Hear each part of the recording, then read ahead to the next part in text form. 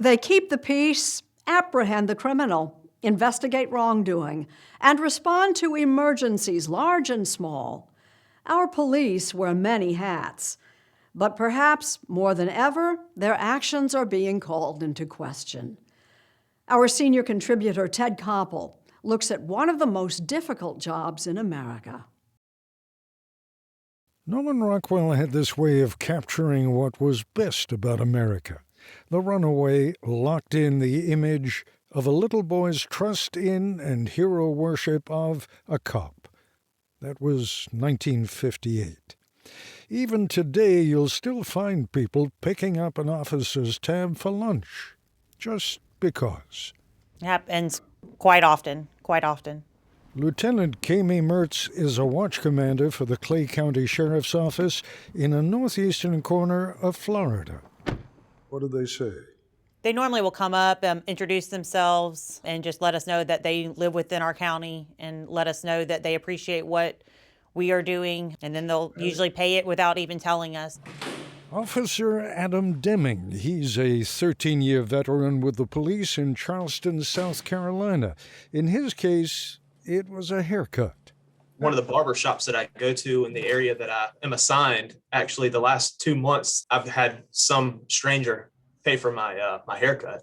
Because? Just because. I'm not 100% sure. I didn't know who they were. I guess just out of respect. One of them, I didn't even get to shake his hand. He had disappeared before I finished my haircut. Well, keep up the good work. I appreciate it. So these small gestures of appreciation still occur, and they happen in all parts of the country. I appreciate that very much. No. Petrie Spate is a patrol officer in Montgomery County, Maryland. A couple of weeks ago, someone had bought me a breakfast Really? to say thank you. Yeah. You will get that. You definitely will get that. Good. Yeah. That must make you feel... It gives you a glimmer of hope that, whether they say it or not, people still want you there and they're aware you're there and they want to thank you in some way. It seems counterintuitive just a year after George Floyd's killing, but public trust in law enforcement has actually gone up over that year. A USA Today Ipsos survey last March showed 69% of Americans trust police to promote justice and equal treatment of all races. That's up 13%. Even so, you said a lot of your colleagues now are talking about, considering quitting. Yes. Why? Just because of so much of the anti-police sentiment, not being treated well, those kind of things are just discouraging people from wanting to stick around. Things have just changed the way people view us and the way they view our role in society and our jobs. When you talk about the way people treat you, what do you mean? It was always there before, it was a little bit, not as much, but nowadays people tend to come at us more with an antagonistic tone. There's no more respect for authority or respect that they were there to help you or to resolve a situation. People just come at us with total anger from both sides. Now, you're facing the double whammy. You're a black cop, right? So you're getting it from both sides. Yes. It's hard because viewing me as another black African-American, they see me just as the uniform, just as a police officer. Do you get a feeling of resentment from other African Americans where they're saying, come on, Yes. how could you? Yes. Called names, everything. Instead of kind of appreciating that they're seeing another face in law enforcement that looks like theirs. I'm still a traitor, an Uncle Tom, you name it, I'm it. Before I was a cop, I was a young African-American male. Senior lead officer Dion Joseph has been with the Los Angeles Police Department for 25 years. God bless you too. Still am, relatively young. But back then, it was the same thing. I was only exposed to the negative. I grew up in the Rodney King era. I joined an activist group that espoused the same things that we're hearing today. The music I listened to, the movies I watched, everything was geared toward telling you that police officers were evil. But the difference between myself and the rest of the community is I was one of the few that stepped across the line and saw the other side. And what I saw on the other side was the vast majority of officers are decent human beings, but yes, there is a negative exception that we all need to work hard to try to root out, and I think we're trying to do that Over the years, the LA police force has had a bad rap as far as racism is concerned. That's not going to strike you as a news bulletin. Well, I take the position that we've evolved. We're not the department that we were in the 1960s, 70s, or even the 90s. If you went to a roll call today, you wouldn't see just blonde-haired, blue-eyed white guys anymore.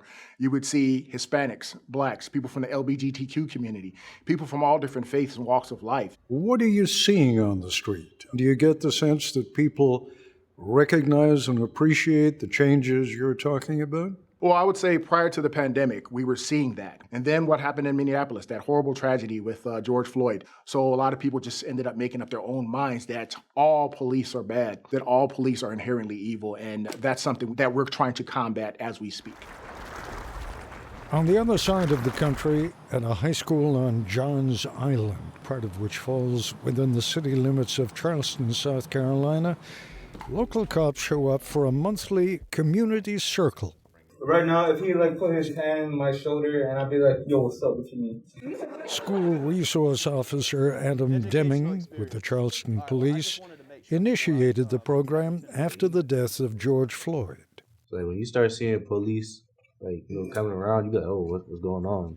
Tell me, what's the biggest issue as far as that community appears to be concerned? So inside of the school, they trust me, they trust the officers that I bring in, but outside of the school walls, they don't know if they can trust someone who isn't me or who isn't one of the group that they've been able to have these open dialogues with. And that's the question, well, how do we bridge that gap? To stereotype them as automatically bad people when they put their uniform on is just wrong. These meetings are helpful and well-intentioned, but they're no match for examples of police misconduct captured on a cell phone video and distributed worldwide on social media. From my standpoint in the school, I feel like sometimes I'm taking 2 or 3 steps forward in the right direction and gaining the trust of more of my students and more of the community. And then an incident happens, whether it be local or whether it be nationwide, and it knocks me back. 6 years ago, North Charleston police were at the center of a national firestorm when this video went viral. A 50-year-old African-American, Walter Scott, was shot in the back while running away from police. He'd been stopped for having a non-functioning taillight. You had a situation in your community that got national attention. What was the reaction? I've been told not to comment, I guess, on the Walter Scott incident. That's what I'm just being told. Sorry. The city of North Charleston reached a $6.5 million settlement with Walter Scott's family. The white police officer who killed him is serving a 20-year prison sentence. This isn't because of one incident. This is a bunch of incidents that have happened that are now easier to understand or see because they're literally recorded. Patrick Skinner is a detective in Savannah, Georgia. I don't speak for any department, but I know that there are many police officers that get it right, and I'm certain that there are departments that get it right. But as we've seen, every single department in every city is one video away from disaster.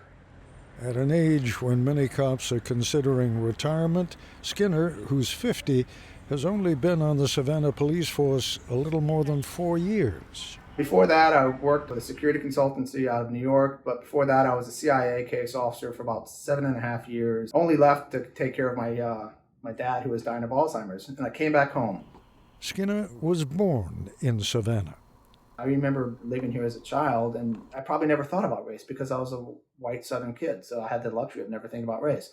And then right now, I'm a white Southern cop. I am literally the least persecuted person on the planet. I'm aware of this. When people dismiss race, that means they've never been the victim of racism. I'm honestly afraid to get out. Actually, what's going? Take the recent case of Army Lieutenant Caron Nazario in Virginia, who was held at gunpoint and pepper sprayed during a traffic stop. You had a young African-American man in uniform, soldier, polite, calm, and yet he was pulled out of his car. How do you explain that to your nephews? I suspect there has to be a part of the conversation that says, Why am I being treated like this? You don't get away with the same thing that a white kid your age does. Mm-hmm. And you have to come at that right off the bat, and there's no mixing words with that. It's going to be different. And I try and encourage them to do the same thing. Be polite, be respectful. That military gentleman, he was being respectful and polite. The officer still did not treat him in a way that I would treat people. There are people that should be doing other things. They should not be in the line of work that they're in. You ever think of quitting? I have not thought of quitting.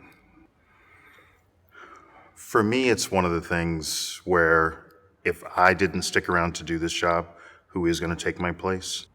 We're living in a world in which cops are taking early retirement. Yeah. Can you relate to that? Absolutely. And it's disheartening to hear police officers across the nation leaving, quitting, and retiring so early, when right now, more than any other time in history, their communities need them. But I'm not angry at them for it, because I understand exactly how they feel. Many times, police officers are made to be the tip of the spear for systemic failures, like homelessness, like mental illness, like the school systems. When the system fails, guess who they call to deal with? The police, and they have to. Ours is what Patrick Skinner refers to as this 911 nation. When you call 911, unless your house is on fire, the police are coming. So it doesn't matter if your dog's loose, your car, the mechanics didn't fix it properly, you're in a minor car accident, your mailbox was hit, your husband's beating you, you're shooting, all these things. At every stage, the police officers are coming. There is nothing else but the police. And so for a long time, well, up to right now, we, the police, use that kind of as a realistic excuse because it is true. We are not social workers. We are not dog catchers. We are not mechanics. But we have to be during that 911 call. We are actually responding to systemic failures, and we get blamed because we are the tangible form of government that people can say, bad government, look at what you're doing. So I think these systemic failures give society the perception that we've failed. No, we are responding for the most part to failure. They're not just failing the community, they're also failing us as well.